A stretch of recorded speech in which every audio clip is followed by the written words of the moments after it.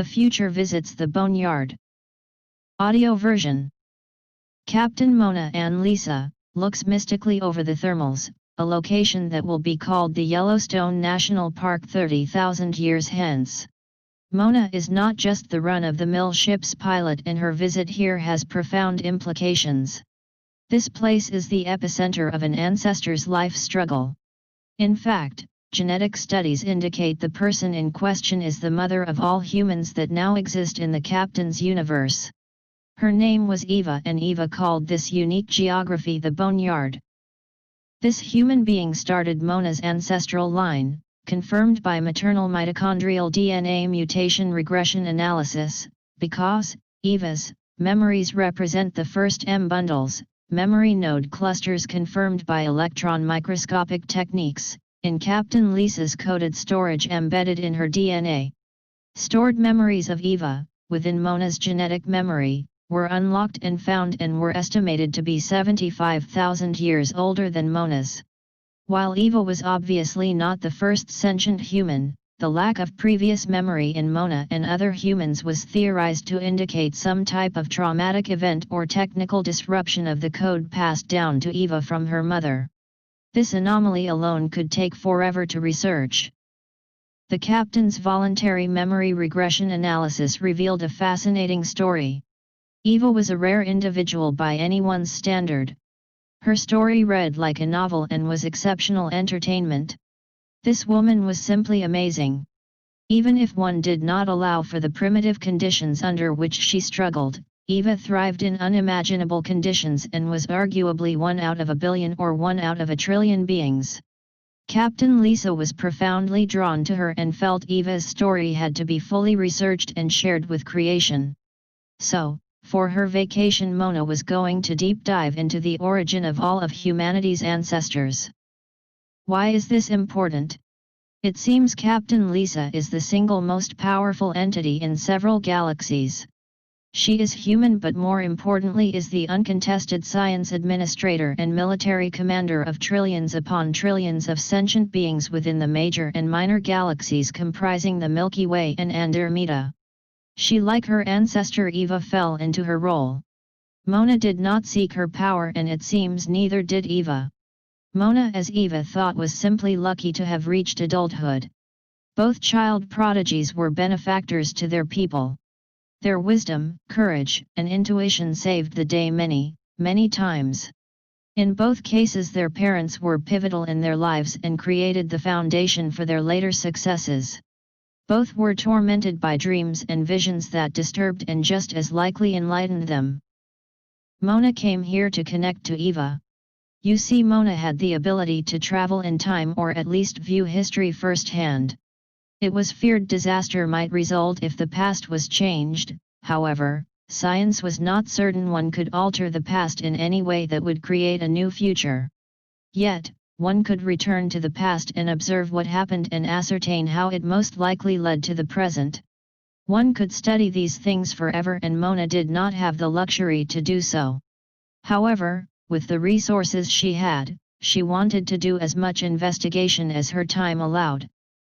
Mona came personally to the Boneyard in Mona's present timeline, though 75,000 years after Eva lived there, to get a feel for what her ancestor might have felt. Based on the captain's geophysics experts, very little had changed since her ancestor walked these same grounds. There were thermals that dotted the area, belching steam and sulfuric odors continually. Herds of bison, elk, and occasionally mammoths visited the immediate area. The terror birds that once lived here cooperatively with Eva had long since become extinct. However, they were still found in the southern continent in this hemisphere of Earth.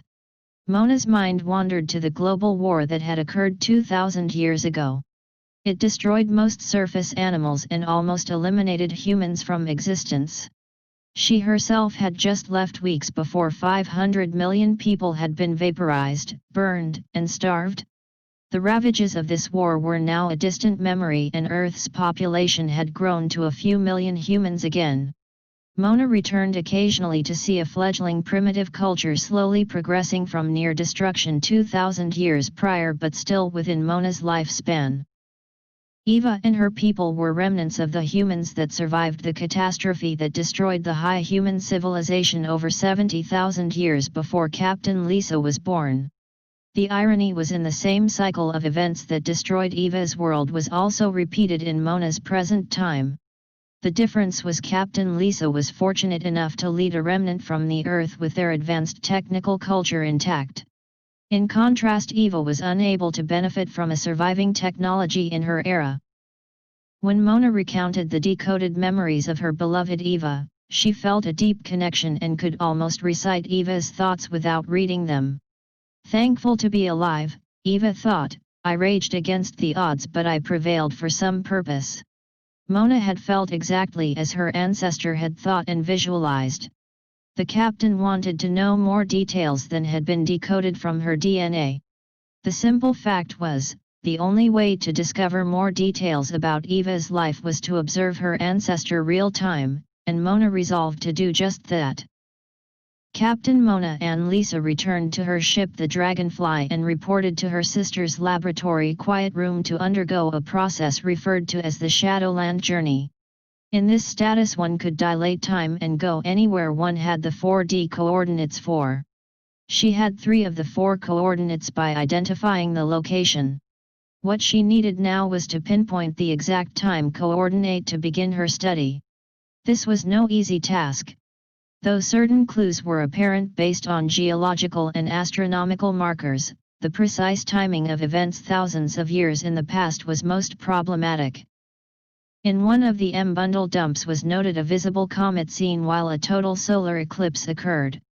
This was the key to a time anchor from which she could investigate days before and after. This had happened only 3 times in the last 100,000 years in and around the Boneyard. As she laid down on the padded recliner and started the preliminary pre-launch procedure, her heart began to race. Moonbeam, her sister, placed the headphones over her ears and smiled and gave her a thumbs-up signal. Within seconds she lost consciousness and arrived at the predetermined coordinates at the Boneyard. Her body remained on board the enormous Dragonfly mothership. This ship was the size of a small planet and sported a crew of millions of sentient beings, not all of which were humans. The adventures she had participated in over the past 2,000+ years since her birth were amazing, but this journey to the ancient past was equal to anything she had done before. Mona had stared death in the face many times, but for some reason this was just as frightening. What would she find? Were there to be discoveries made in her journey to the past that would have implications to her present life and future? Suddenly sunlight burst upon the good captain's face and she could sense a breeze. Though her body was not on the Earth's surface, her Shadowland avatar was. Additionally, her technology was able to simulate the physical senses she would have experienced if her physical body was there. Mona was hopeful her sisters Moonbeam and Levy had, through a process of elimination, chose the correct time target of the 3 options. She was impervious to any physical threat she encountered. She had the capability to remain cloaked, invisible, or uncloaked, visible, to anyone near her Shadowland presence. Her duty was to remain undetected. The Federation Time Travel Management Council had several guidelines that Captain Lisa must adhere to in her investigation. This one was the most basic. No one time traveling could visibly or auditorily without pre-approval of the Council reveal their presence. Since Captain Lisa was the enforcement agency for such issues, she was not going to defy the guidance. In her present status, Mona was not confined or limited to her human physical capabilities. Simply stated, the captain could instantly go where she imagined or wished to be as long as she kept track of the 4D coordinates of her resting physical body. This technology had long since been perfected and she hardly thought about it. Not seeing anyone or any living creature at the edge of the Boneyard, Mona flew to 3,000 feet above to get a better perspective of the area. Instantly she was there and discovered smoke from campfires in the direction of a large rock ridge. Mona sensed this was Eva's clan's encampment. She was giddy with excitement as she slowly approached the site, taking in every detail she could observe on her approach. A cloaked physical recording device mounted on a drone appeared and allowed her sisters to observe what their sibling was now seeing. This physical drone was not an avatar. It was actually real and had been sent back in time as a physical object. This was costly technology and took significant energy and resources to deploy. There were several clansmen leaving the camp, obviously on a hunting excursion. Mona counted a total of 6 adults. One of the group was carrying a small young person on their back. This tiny package had to be Eva. This was amazing. Mona's first Shadowland mission hit pay dirt. This normally did not happen.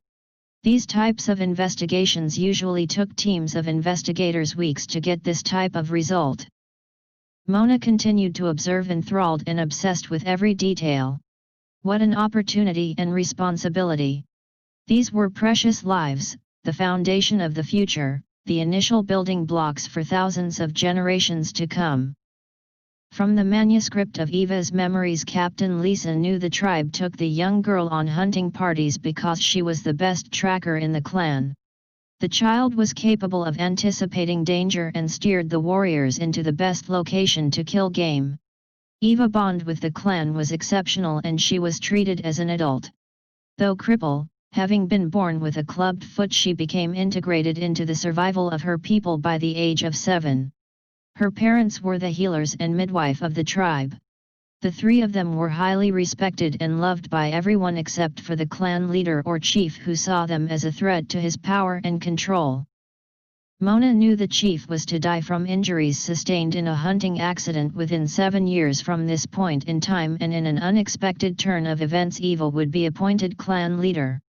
Within 2 years from today, Eva's father would find Credo, a saber cat juvenile that would become the growing child's constant companion and protector. Mona was ecstatic over her good fortune to establish the anchor point from which further research could be planned.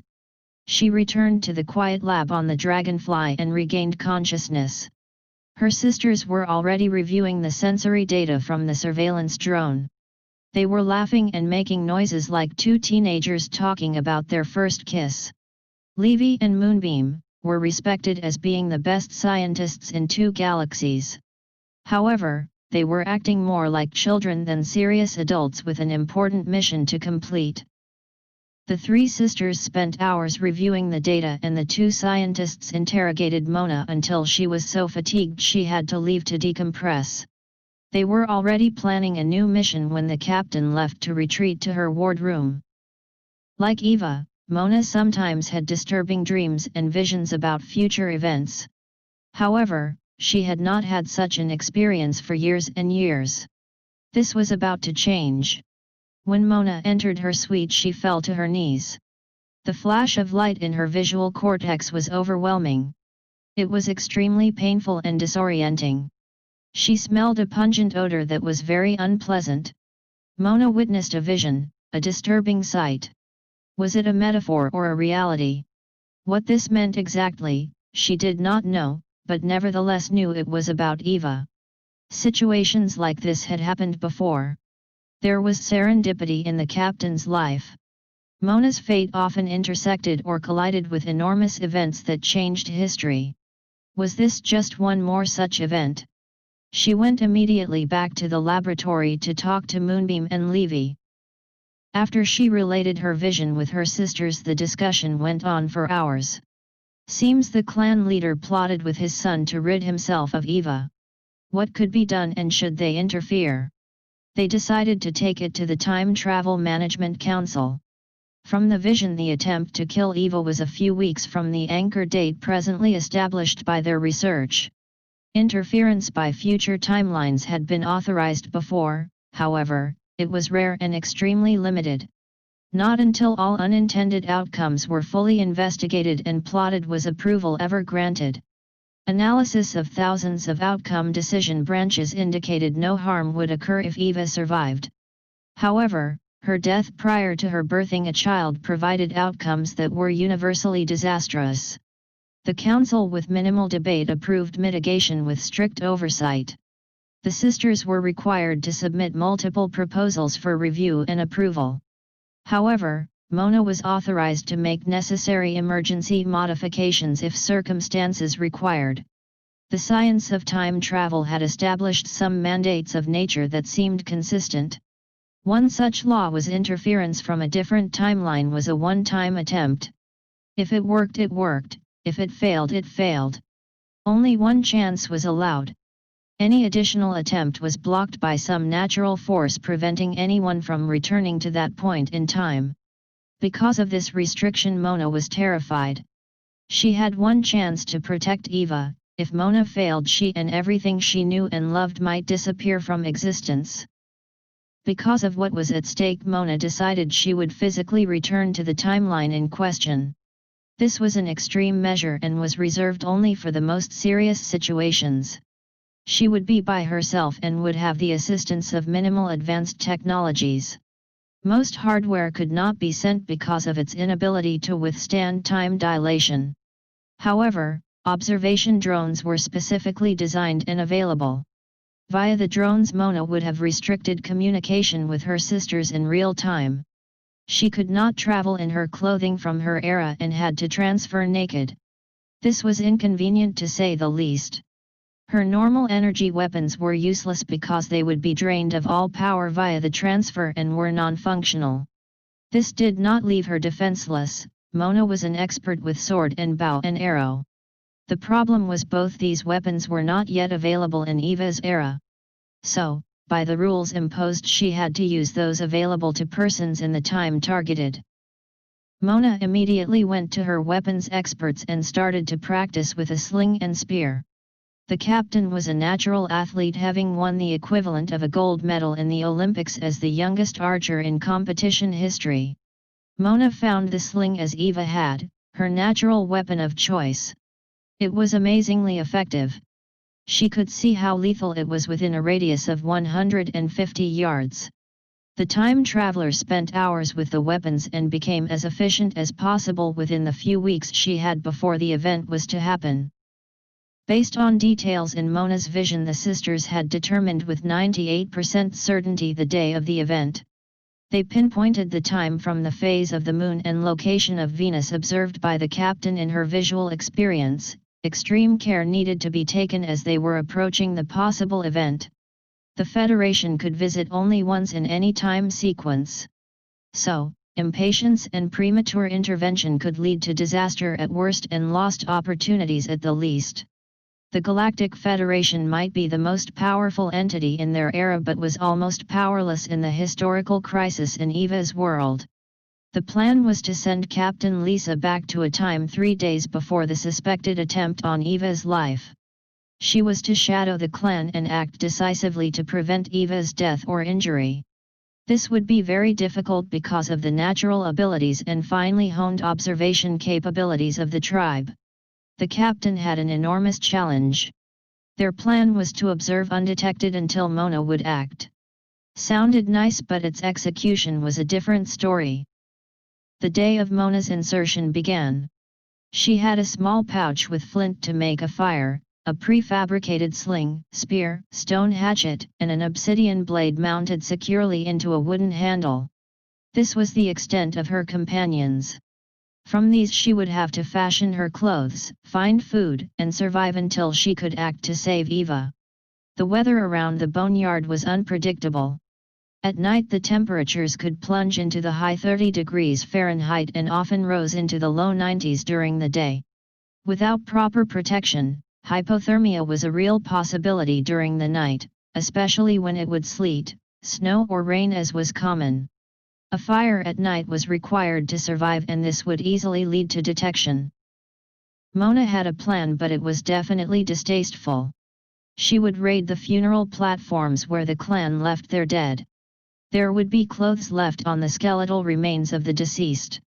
Over the several centuries of her life, Mona had experienced many things most people had never even thought of. However, this was the most disgusting thing she had ever voluntarily done.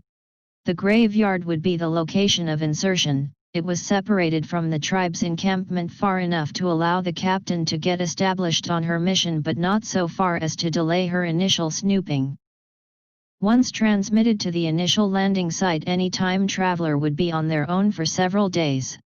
To be retrieved too soon after placement could result in irreparable DNA damage and many times death. While the Federation had universal translators, Mona would not be able to bring one with her. So, she dove into a crash course on Eva's language. The sisters had insisted on all communication between Mona and them to be in this dialect for weeks before the mission. This was difficult, but the good captain was a fast study.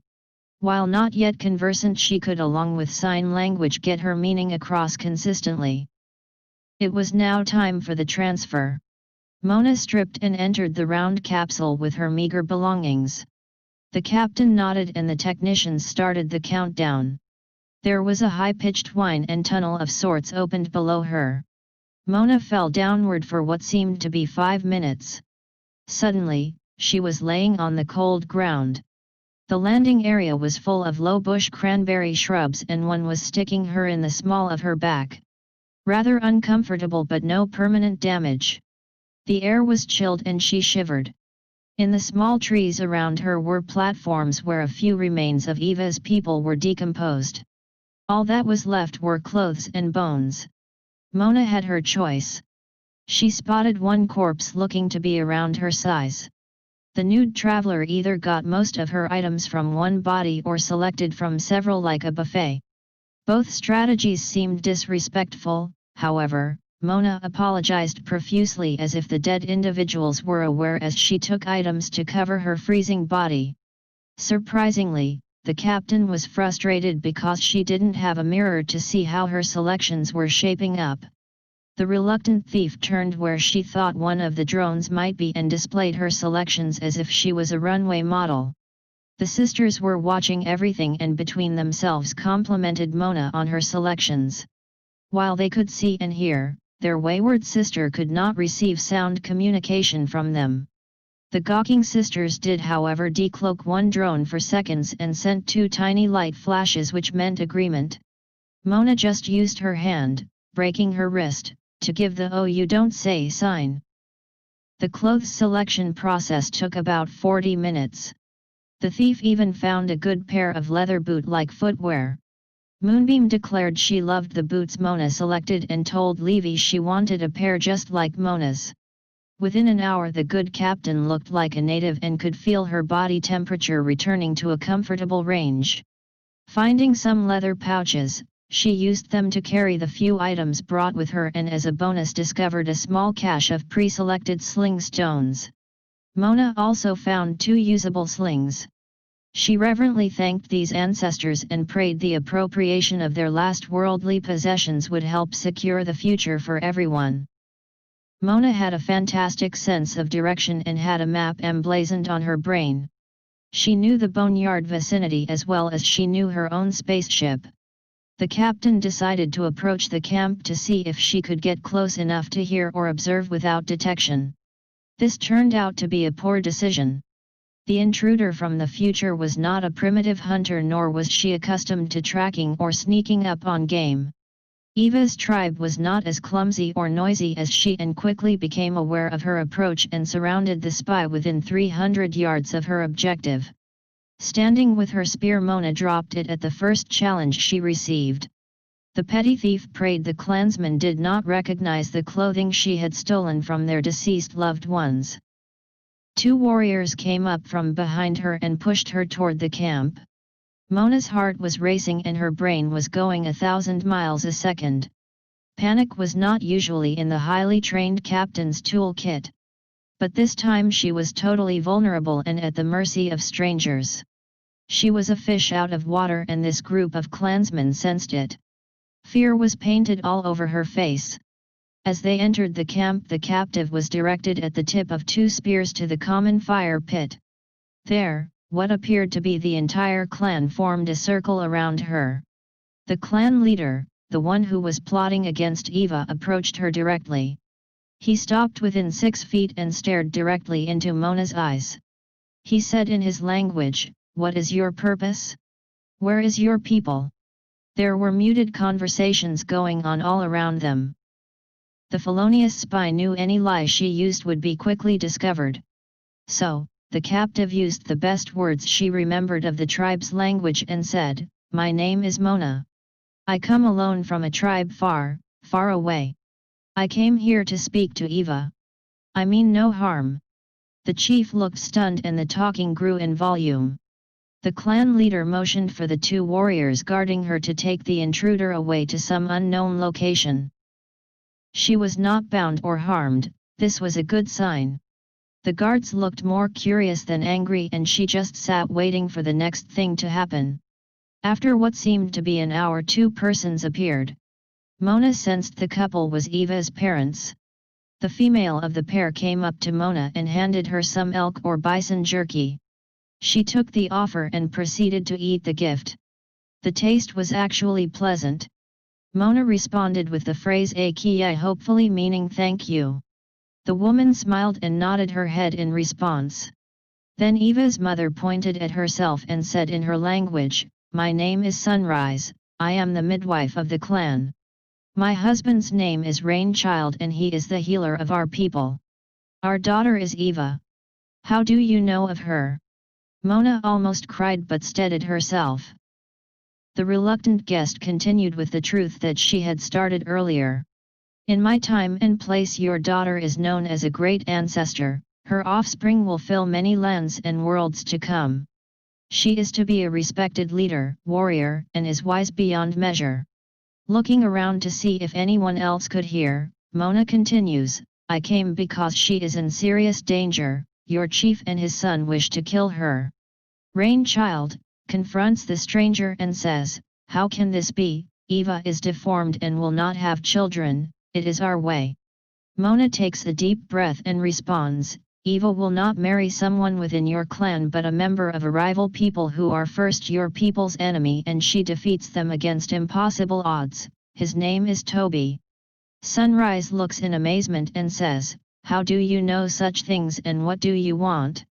Looking into the woman's face, Mona says, "I come from many cycles into the future, as many cycles as there are trees in this forest.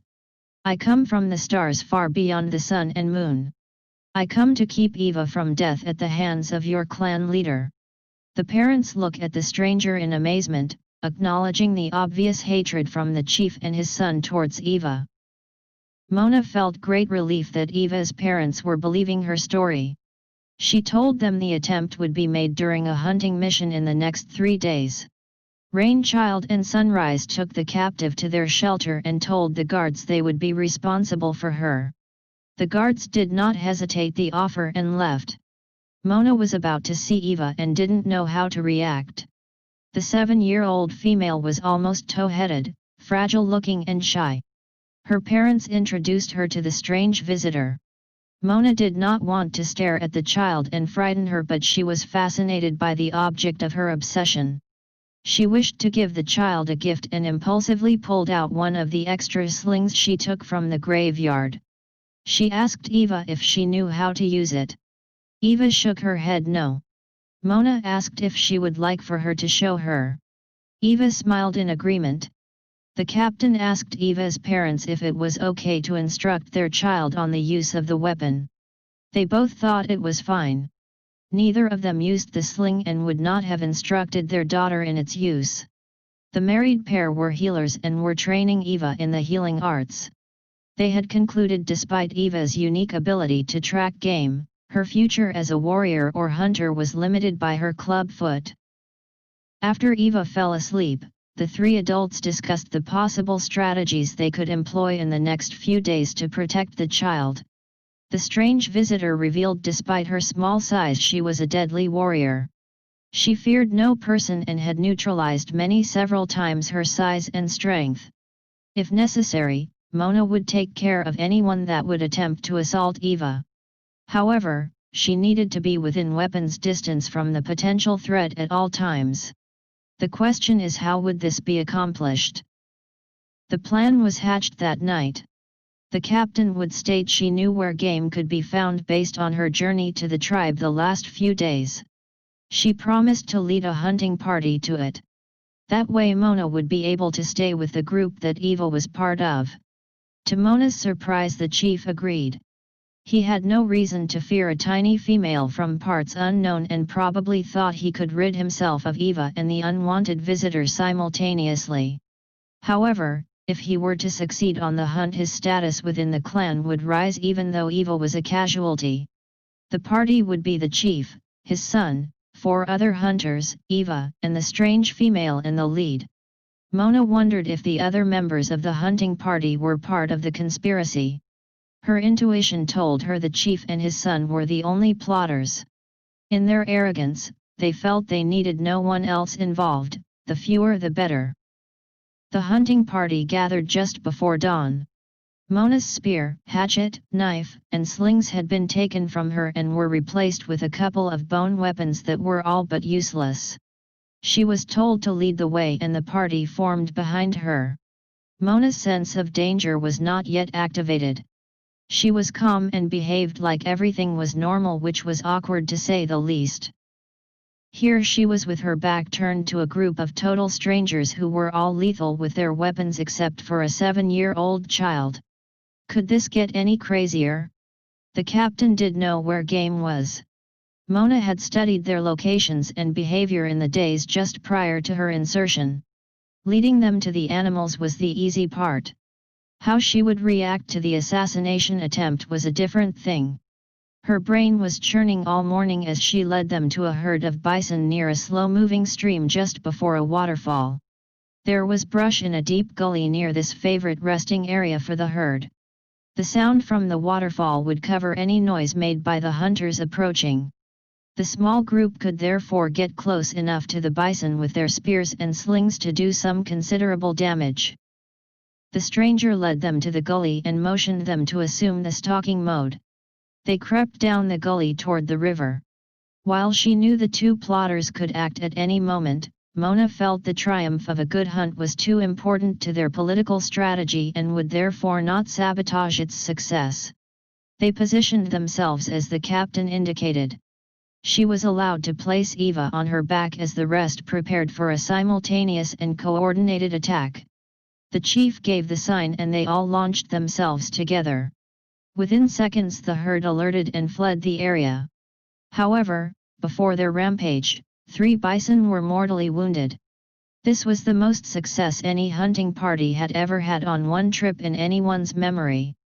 There would be an immediate feast and bison jerky for months to come. One of the hunters left to bring as many people from the camp to process their kill in place. This left Mona, Eva, 3 hunters plus the chief and his son. To help clean and butcher the bison, the chief gave Mona back her obsidian knife. This was a great relief to her. This knife contained the sharpest natural blade known to science. In the hands of an expert it was highly effective and lethal. Mona suspected the clan leader would have to act before the additional clansmen would return.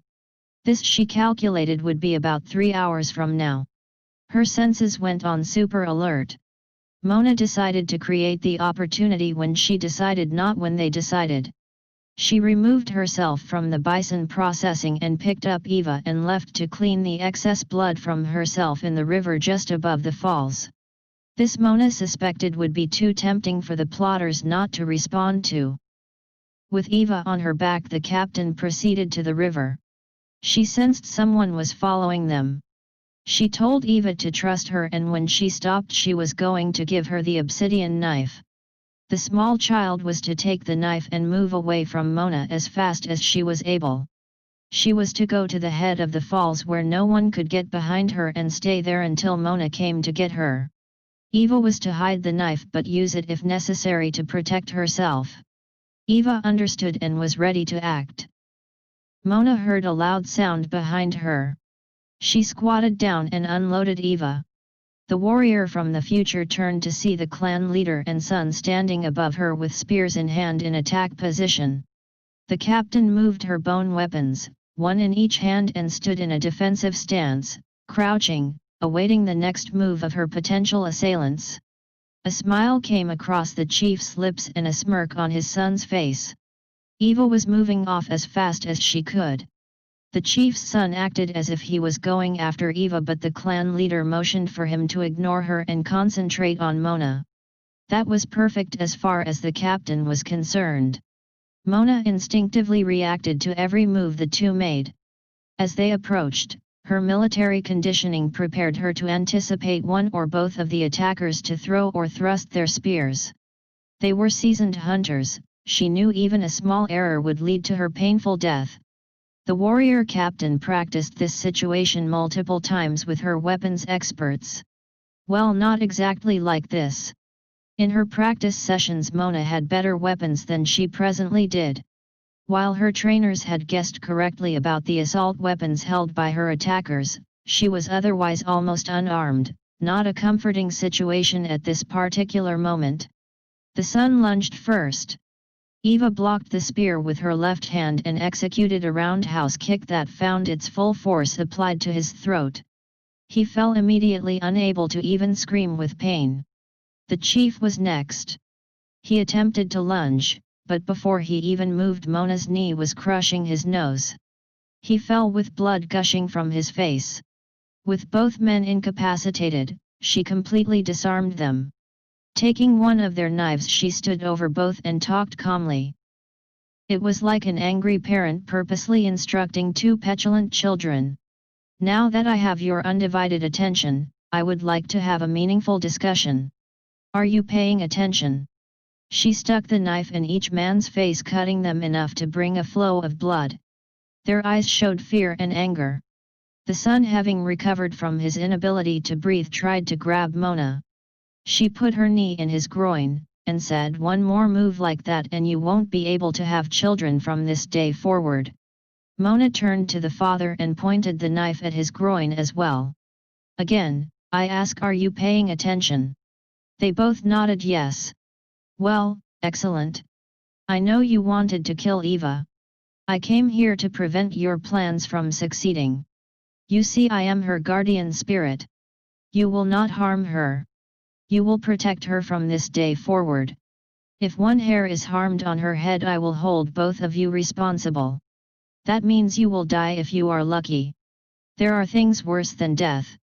I will be staying for a few more weeks to see things are properly done. However, I will know what you are doing continually."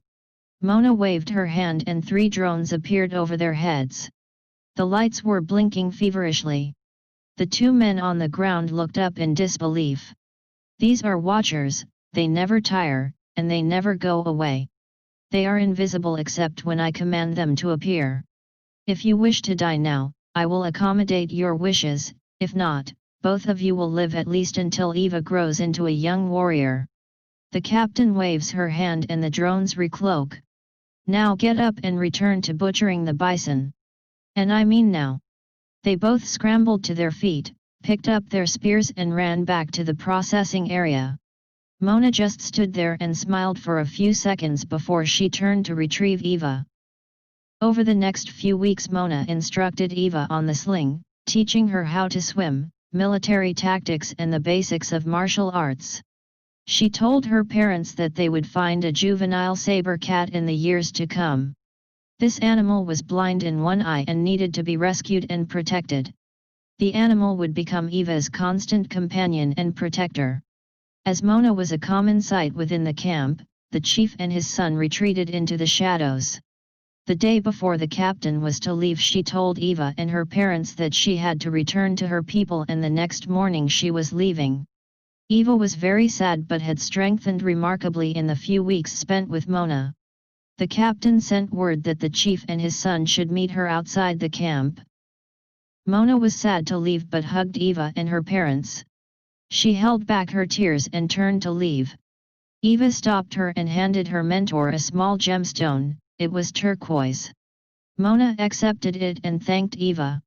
She told her it would be one of her most prized possessions. The emotional visitor then left to meet the 2 reprobates outside the encampment. On seeing the 2, the captain almost became nauseous. She told them she was leaving but would return if they ever attempted to harm Eva or her parents.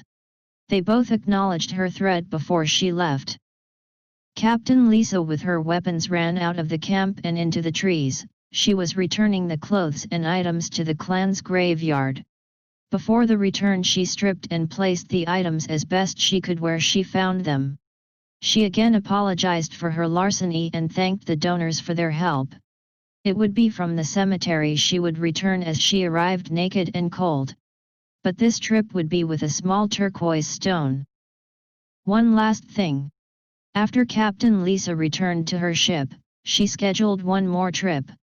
This one was to a time after Eva was selected clan leader and would coincide with her heart-wrenching decision to leave her parents behind to care for the sick and injured during the height of the drought. Mona knew Eva never saw her parents again.